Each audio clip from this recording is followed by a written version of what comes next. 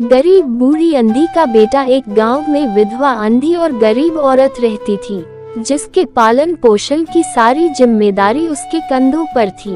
वह अपने बेटे को पढ़ा लिखा कर एक बहुत बड़ा आदमी बनाना चाहती थी, इसलिए उसने उसका एडमिशन गांव के सबसे अच्छे स्कूल में किया। वह दिन रात मेहनत करती था कि बेटे की स्कूल की फीस जमा कर सके। स्कूल के बच्चे उसकी माँ के बारे में जानते थे, वे सब उसे अंधी का बेटा कहकर चिढ़ाते थे। लड़का इससे बहुत परेशान था, उसे अपनी माँ पर शर्माने लगी थी, आने जाने को कतराने लगा। जब लड़का बड़ा हुआ तो उसकी एक बड़ी कंपनी में नौकरी लग गई। उसने अपनी माँ से वादा किया था कि शहर में मकान लेकर उसे लेने आएगा, लेकिन वह शहर गया तो लौट कर नहीं आया।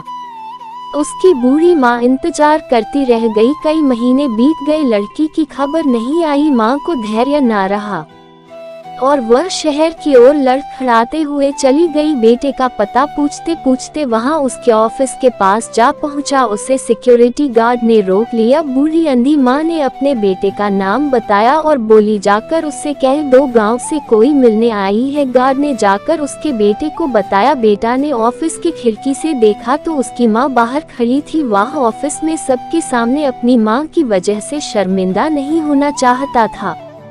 उसने गार्ड से कहला दिया कि वह ऑफिस में नहीं है। अंधी बूढ़ी औरत वहां से गिरते लड़खड़ाते चली गई। शाम को वह लड़का ऑफिस से घर के लिए निकला। रास्ते में उसे एक जगह काफी भीड़ नजर आई। भीड़ के पास जाने पर उसे अपनी माँ को मरा हुआ पाया। उस अंधी औरत के हाथ में एक चिट्ठी थी, जिसमें लिखा था, बेटा बहुत दिन हो गई, तेरी खबर नहीं आई। चिंता हो रही थी, इसलिए तुझसे मिलने शहर आई। तू तो आप बड़ा आदमी बन गया है, तुझसे मिलना अब मुझ गरीब के किस्मत में नहीं, लेकिन मैं बहुत खुश हूँ तेरे लिए। तूने अपना ही नहीं मेरा भी सपना पूरा किया। मलाल है कि तेरी तरक्की देख नहीं सकती। काश बचपन में तेरी आंखों में सरिया ना घुसा होता और मुझे तुम्हें अपनी आंखें देनी ना पड़ी होती, तो तेरी तरक्की अपनी आंखों से देखकर सुकून से मरती। तेरी अंधी यह पढ़कर लड़का फूट फूट कर रोने लगा। जिस अंधी माँ पर उसे शर्म आती थी, उसने उसके लिए कितना बड़ा बलिदान दिया था। वह लड़का दुख से भरा हुआ अपने आप को जिंदगी भर माफ नहीं कर पाया। आपने इस कहानी से क्या सीखा, कमेंट में जरूर बताएं और बेहतरीन कहानियों के लिए हमारे चैनल को सब्सक्राइब कर लीजिए।